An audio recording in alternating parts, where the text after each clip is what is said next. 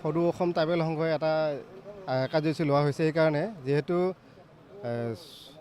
অসম চৰকাৰে 6 জনগোষ্ঠী জনজাতি তেওঁলোকে যিহেতু ট্ৰাইবেল যিটো দিলে 6 জনগোষ্ঠীক আমাৰ তাৰ বিৰুদ্ধে আমি ভেৰগাঁও জিলাৰ ট্ৰাইবেল সংঘই আমি এই ডিমাণ্ডটো আমি গৰিহণা দিছোঁ।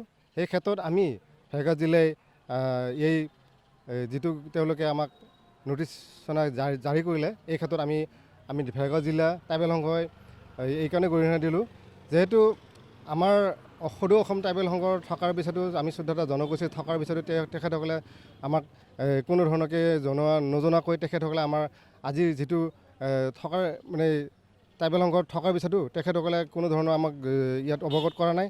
অৱগত নকৰাকৈ তেখেতসকলে ট্ৰাইবেল যিহেতু তেখেতে ঘোষণা কৰিছে এই ক্ষেত্ৰত আমি অসম চৰকাৰক আমি গৰিহণা দিছোঁ যিহেতু এই 14টা জনগোষ্ঠী থকাৰ পিছতো ভাৰতৰ সংবিধান যিহেতু আমাৰ 10 চেপ্টাৰ লেখা আছে ইয়াত কোনো ধৰণৰ জনগোষ্ঠী বা তেনেকুৱা ধৰণৰ নতুনকৈ সংলগ্ন কৰিব নোৱাৰে। তাত এই আইনত এই সংবিধানৰ আইনত তেখেতসকলে কোনো ধৰণৰ অৱগত নকৰাকৈ বা হেৰি নকৰাকৈ তেখেতসকলে স্বইচ্ছাই অসম চৰকাৰে এইটো তেখেতসকলে নিজাকৈ ঝাপি লৈ এই 6টা জনগোষ্ঠীক তেখেতসকলে ট্ৰাইব ঘোষণা কৰিছে।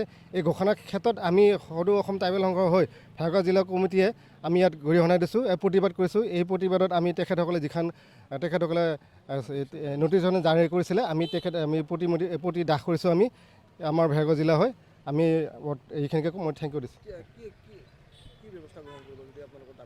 যদি আমাৰ এই ক্ষেত্ৰত যদি তেখেতসকলে যদি দাবী হেৰি নহয় আমি আমাৰ আইনগতভাৱে আমি কিছু দায়িত্ব পালন কৰিম আৰু গণতান্ত্ৰিকভাৱে আমাৰ আন্দোলন কৰি যাবৰ কাৰণে আমি আগবাঢ়ি যাম। আমি এইটোৰ বিষয়ে যদি একো মানিব নোখোজে তেতিয়াহ'লে আমি চেলেঞ্জ কৰিম কোৰ্টত। আমি এইটো সিদ্ধান্ত লৈছোঁ এতিয়া অনতিপলমে যাতে আমাৰ ট্ৰাইবেলসকলৰ যিবিলাক আশু আছে বা যিবিলাক অসুবিধা চলি আছে যিবিলাক চৰকাৰে আমাৰ বিৰুদ্ধে কাম কৰি আছে এইবিলাক সোনকালে যাতে চৰকাৰে আমাৰ কথাটো আমাৰ ডিমাণ্ডটো আমাৰ যিবিলাক আমি হেৰি কৰি আছোঁ তেওঁলোকে মানি লওক। যদি নামানে আমি চেলেঞ্জ কৰিম কোৰ্টত। এইটো এই বছৰটো সঁচাকৈ আমি এইটোকে বুজি লৈছোঁ যে তেওঁলোকে ৰাজনৈতিক মুনাফাৰ নামত যে আজি 7টাকৈ মানে পপুলাছ জনগোষ্ঠীতে তেওঁলোকে এইটো মানে এটা সংৰক্ষিত মানে গোষ্ঠী হিচাপে তেওঁলোকে অধিকাৰটো দিব বিচাৰিছে সেইটো আমি কেতিয়াও মানি ল'ব নোৱাৰোঁ। সেইটো আমি ধিক্কাৰ দিছোঁ। যদি চৰকাৰে এইটো কথা আমাৰ দাবীটো যদি নামানে সেইটো মই কৈছোঁ আগতে এইটো আৰু আমি চেলেঞ্জ কৰিম কোৰ্টত। আৰু যদি এনেকৈ যদি হেৰি কৰে যদি আমাক বাধ্য নকৰাব চৰকাৰে আমি ৰাজপথলৈ ওলাই আহিবলৈ বাধ্য হ'ম। চৰকাৰে যদি এই সিদ্ধান্তটো যদি নিষ্পত্তি কৰিব নিবিচাৰে তেতিয়াহ'লে আমি ইয়াৰ বিৰুদ্ধে কাম কৰি যাম।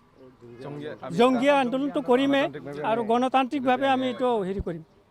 যিকোনো খবৰৰ বাবে যোগাযোগ কৰক 7099017330 লগতে 7099017110 নম্বৰত।